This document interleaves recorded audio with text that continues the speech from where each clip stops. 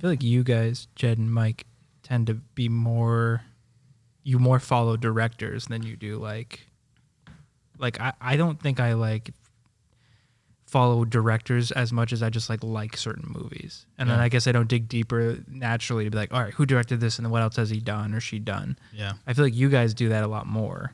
Well, eventually just like you like this movie and then you happen to like this movie and then you like connect the dots. You're like, oh my gosh, crap. what else have they done? I actually like the artist that made those movies. Yeah. Common denominator. That's the thing. I get obsessed. Well, I don't want to say obsessive, but I get very interested in like who they are as a person. Yeah, me too. You know, Stanley Kubrick is probably like my guy. Like, because there's something about the different movies. Kubrick, my guy? Kubrick, my guy? There's something about all his movies are so different, yet they have like these through lines of like philosophy. And then when I look up things about him, I'm like, I like respect him as a human being. You know, people have different opinions about his directing style, which I wanted to ask you guys about. You know, where's the boundary? Where is it? When is the art now traumatizing people? Well, but Kubrick, like, he's kind of was a shutaway. He didn't really do interviews. He had a family life, and he somehow did this sort of the dream where he raised kids. He had a wife his entire life basically, and he also made masterworks of film. And it's like, I don't know many, like, I respect that as like how he lived his life too. And I'm like, that's so interesting. And his death is so like kind of ominous and mysterious and bizarre and like, and I mean, I don't think he made a bad movie. Like they're not, it's weird. It's like, they're not all like my favorite movies, but he's definitely my favorite filmmaker, I would say. His film about landing on the moon wasn't very convincing. You didn't buy that one? Just kidding. Dude, when you watch that and you think like George Lucas was like, I could do this, but make it like action fun. It's like crazy because you're like, this looks just as good as Star Wars, and we hadn't even gone to the moon yet. Yeah. True. Yeah. He's like showing planet Earth. Like, people saw 2001 before they actually saw Earth.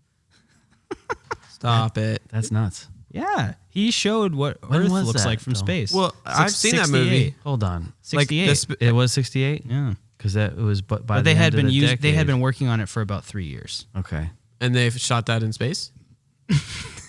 No. Well, how did they get the shots then? No, I'm saying their effects, their special effects and modeling and everything, like, it doesn't actually look very much like Earth as we know it, because we've seen Earth from space at this point. Okay. But it was their best guess at that point. They had, I think, really bad photographs or something. But we had never like gone they to didn't have space. very good cameras on the spaceship. Yeah, like when they were in space, Uh-huh. their cameras didn't work that well. They were using clay models. 'Cause there's just no the resolution oxygen. of the clay was just The lack of oxygen made it really I hard. feel like he's just taken over like Jono's energy in Jono's it's chair. whoever's sitting in this seat right here. Exactly. Kubrick was on the moon. Okay. Yeah, and I don't want to get into Yeah, I'm just a all those- Jono My humor's replica right here. They say my humor is not a dry humor, not a wet humor, It's not a wet humor. It's a dry humor. But obviously, we couldn't have this without me yapping about Kubrick. But he's famous, I think, now too for the behind the scenes of The Shining, where he's seen like, you know, basically. Yeah, that's why I think I have the perception that people don't like him. Like, I just, Which it's fine. I mean, yeah, you know, I have the opinion that he didn't do anything wrong. Can you fill in the Elaborate. gaps here Yeah. for me? Have you guys not seen I that? think I have some gaps too. Oh man, if you guys watch the behind the scenes of The Shining, It's just the way he was acting to people. He's very, very, very short with Shelley Duvall. Oh yeah, And Shelley Duvall has been interviewed of the experience after that film. Traumatic. And she was like traumatized, and some people were like rolling their eyes. They're like, "Oh, she's being like Sensitive. she's overly in you know, she whatever." But she literally was saying how her hair was falling out and like all this stuff. And there's behind the scenes where she's like, "Look at my hair falling out," and he's like. And she's like, it's coming out in clumps, and he grabs it, and there's like a few strands. He's like, yeah, clumps, and kind of like makes fun of her a little bit for it. And it's like, you know, his daughter's filming, and he's probably just in the zone. He's just going, and there's other scenes where he's like yelling at her, like, you know, you're wasting everyone's time and all this stuff, and like if you don't look desperate, like there's no point in anything. And it's a very like technical scene. And she's got to be like looking like, you know, paralyzed in fear for like half the movie, and she's like, he's just trying to get her into that space. And so I think which is such a like tough, I don't know, it's just what a weird position to be in general, like to voluntarily be putting people in a place where you have to be fearful and uncomfortable and weird for the director or for the actor, for everybody. It's kind of a twisted. And also, you're doing things hundreds of times to try to get it to the right. So yeah, there's like the weird repetition. So of it. after a while, actors get tired, and I think I heard that he really wanted to get her to that frantic energy. So he was deliberately like screaming at her to get her on edge. Yeah. So he wanted something real. And when you watch the movie, you're like convinced that she is in actual horror, and it works. And so at the end of it, it's like you have this masterwork of horror cinema, but is also, this was, I think, kind of before, everything was so public, and now we're seeing this behind the scenes stuff years later, and everyone still loves that movie, and he's long dead. But some people, they're like, oh, like they just kind of watch that and go, guess that's who Kubrick was, when it's like, I don't buy that as like as an artist. But I mean, maybe he could have eased up a little bit and still gotten something really amazing. I don't think any of us want to be judged by any one single point in our life. That's a great point. Or by our craft. Like, it's all an evolution. It's all a journey in learning. I will say that whole, push the actor to experience it using unconventional methods like fear, like scare tactics and things like that, or anger tactics. That is something that used to be thought of as okay, more so than it is now. Yeah. Because people realized over a few decades of that they're like, you're actually playing a short game, because it's hurting relationships. It's not, in the long run, it's not working out the way you want it to and whatnot. And it also starts to limit from what I've read and what I've heard from people, the directors would start to rely on it like a crutch, like they couldn't find other ways of getting really good performances. And that's somewhat what led directors to use the imagination trick, where they would start to ask actors to imagine certain things.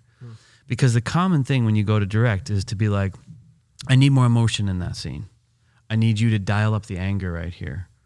But that's a real problem, because especially for non-professional actors, you're asking them to watch their own performance. Yeah. And then when they start watching their own performance, that's bad directing. It's bad directing. They can't do it. They get into, it's just, they're not in it. I like David Lynch's methods there, where he really goes abstract, and he's throwing things at them, throwing lines at them in like scenarios that are abstract, that he's just like more red, more like he's giving them imagination, right, and then they're just in their own world, and they're interpreting it however they're going to, and then what they're giving him, he's just throwing stuff at them until they get it, and he's like, yes, that, give me that. And that's, he's like panther. He's like, I want a panther, and just like weird that's the way to do wow. it. That's the way to do it. I did not know that. Because if the actor is in an imagination space, they're not watching themselves. They're imagining what they're imagining. Yeah. Right. And then they go somewhere. Yeah. And so like I've seen people say things like, when you get to that moment of that line in the script, that like say you're just like on the 5th, 7th take, whatever it is, and they've just everything's good except for this one moment where it just takes me right out of it or whatever. You want, as a director, you want to dial in on the key problem spot. Yeah. I've seen people say something like, you get to that moment and you need to punish him. You punish him. Yeah. So then you have some action to do, some activity to do when you get there. So it's like you still have the line, but you're taking that action. Right. And instead of like, when you get to that moment, I need you to really be mad. Yeah. No, just like give them something to do. Panther, red, whatever. Yeah, you just it is, some sort of motivation for behind what it is. But that's the thing, right? Like you would think that would work for every actor, and some actors it won't. And that's another thing that Stanley Kubrick was sort of famous for, is he didn't give actors direction that way. He would just be like, all right, run again. And they'd be like, what do you want? And they didn't know. And because he didn't know. He's sort of like, I'll know it when I see it, and you're going to give me different things. And that's why he loved, what is his name? Oh my gosh, it's going to drive me crazy now. He's in Lolita and Dr. Strangelove. He plays 3 characters in Dr. Strangelove.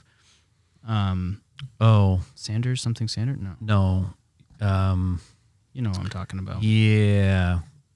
Don't look it up. Don't look it up? I'll look it up, but we'll move on and I then won't tell you. Mel Brooks. Oh, no, not Mel Brooks. That's the director. You're saying, but he worked with Mel Brooks. He was an actor. The actor that worked with Mel Brooks. No. Did he work with Mel? Yeah, he was Pink Panther. Yes.